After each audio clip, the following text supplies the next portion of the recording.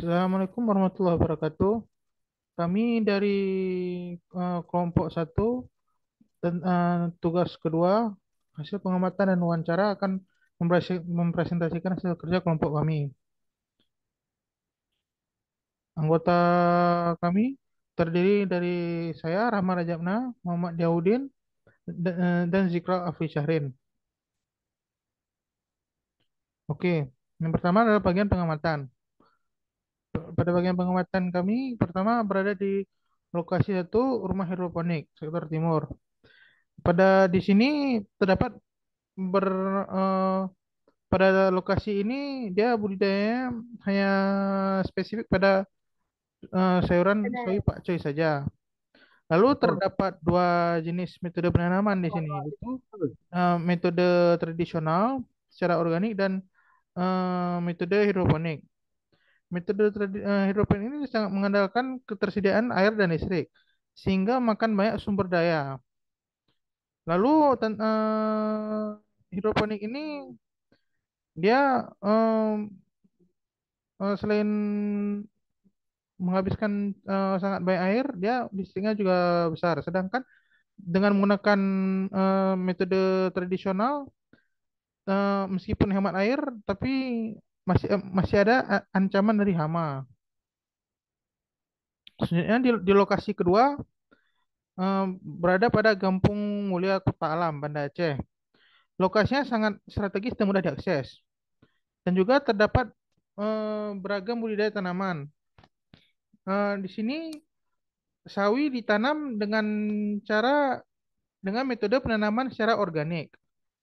Ya, masalah yang dihadapinya yaitu hama dan eh, apabila menggunakan irigasi tetes, keseluruhan sawi tidak tersiram. Yang mana sawi ini dia perlu diairkan juga daun-daunnya, tidak hanya akar saja. Lalu ada juga masalah airnya, yang air ini mengandung zat kaporit. Nah, pada area sini.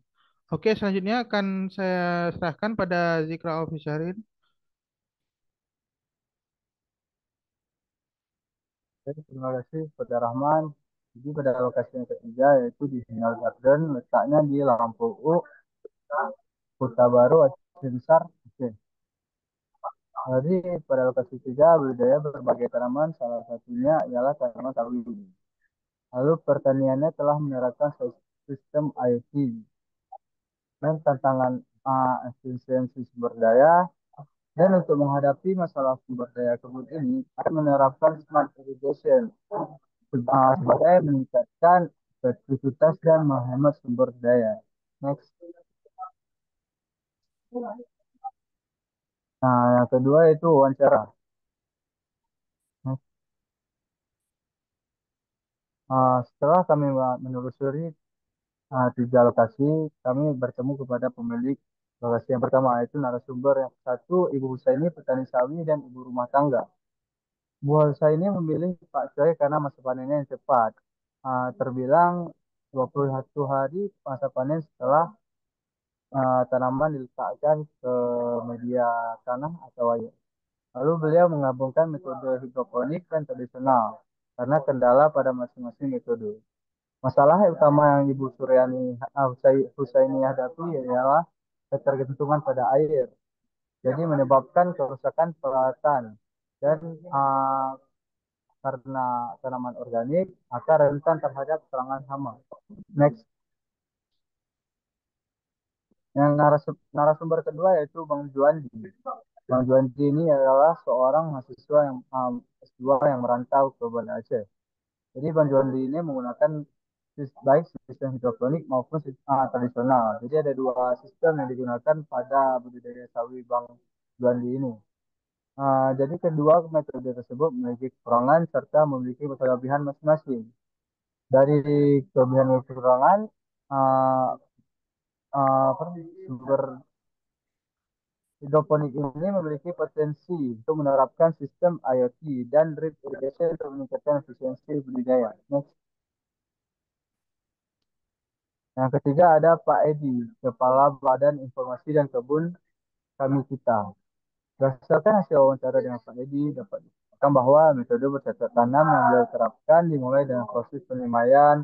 Setelah penyemaian yaitu pembibitan ditanam di tanah, lalu dipupuk menggunakan bahan organik. Dikarenakan memupuknya dengan bahan organik, jadi tanaman sawi punya Pak Edi ini rentan terhadap serangan hama karena tanamannya digunakan bersifat organik. Selanjutnya, Diaudin. Oke, terima kasih Cikral.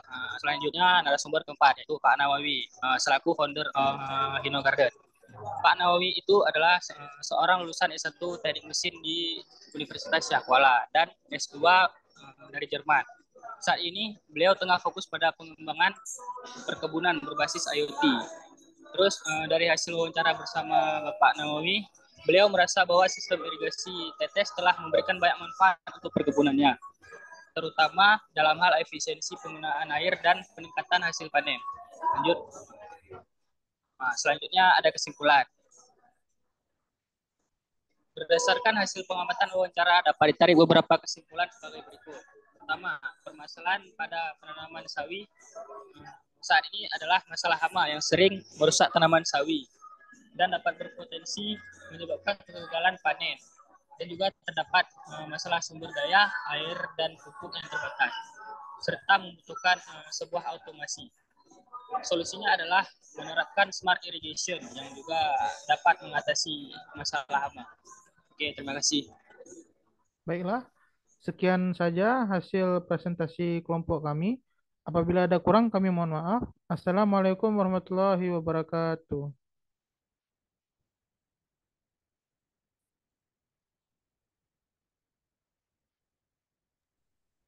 Firman.